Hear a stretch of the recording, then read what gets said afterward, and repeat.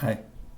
In the previous step, we have set up a proxy to mimic the transactions service in case the transactions is not built on Left4j and doesn't have any cross-cutting concern addressed.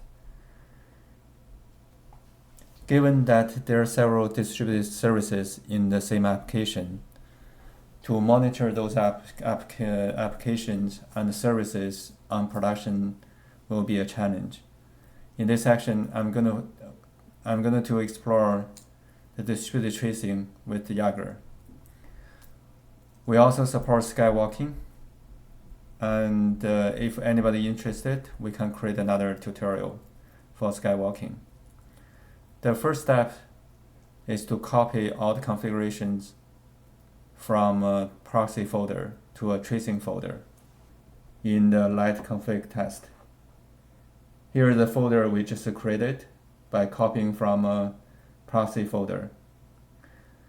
Before we do any update, we need to start the Jaeger server. There are two ways to start Jaeger server. One is to put a service into Docker Compose. The other way is to start Jaeger as a standalone Docker container.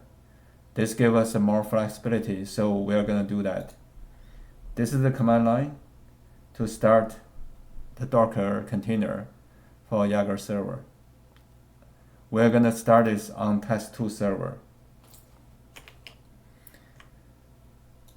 Here's the test2, and if you can see we got Jaeger server started already. Here it is. This is the container ID. Once we have the Jaeger server started, we need to update the services for Jaeger integration. One update we need to do is we need to add this Jaeger tracing as dependency in the pom.xml, because the default generated project doesn't have this Jaeger tracing as part of dependency. Before we update configuration, we can just build this application using this command line.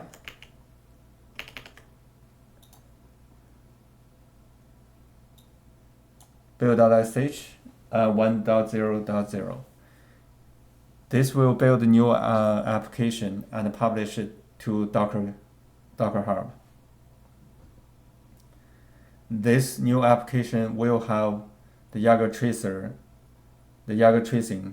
in the dependency so that we can make configuration change to enable it.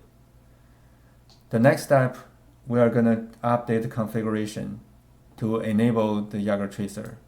The first file we need to update is in this folder. Let's update the account service first. We need to update handler.yaml to add this line, com network Jaeger tracing Jaeger handler, and give it an alias called Jaeger. We also need to comment out the traceability and the correlation, because those two are the internal implementation of distributed tracing. But these days, more and more users are using Jaeger or skywalking because they are almost the industry standard for the open tracing implementation.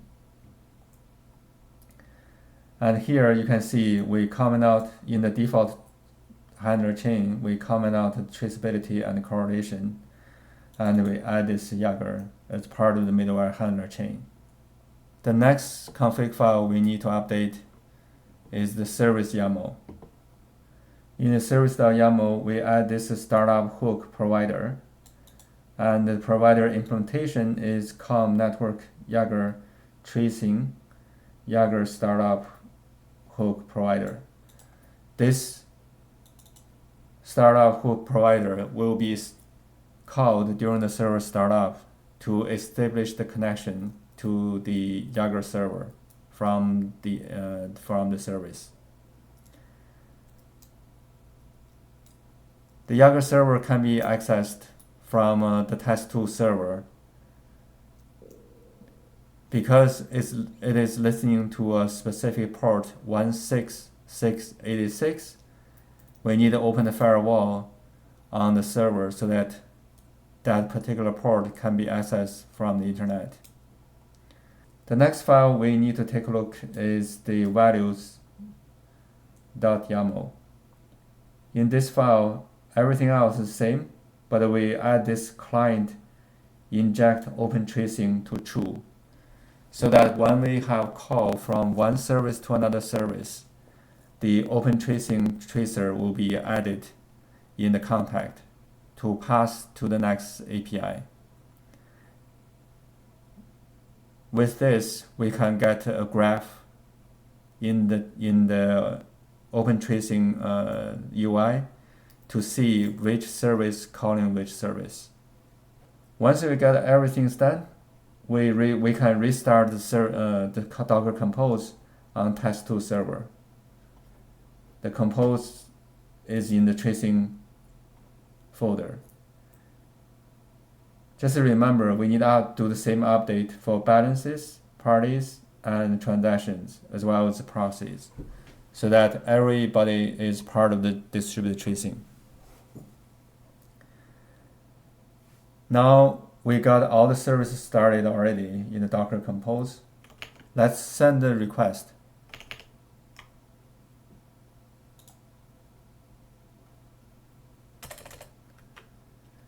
This is the request we send to the ob.net/accounts/222889, a particular account number. And you can see we got the response back. The response contains the last transaction amount, which is coming from transactions API through light proxy.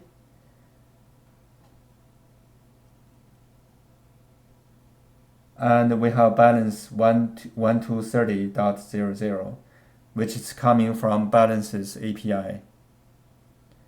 After this, we can go to the Jaeger Tracer UI.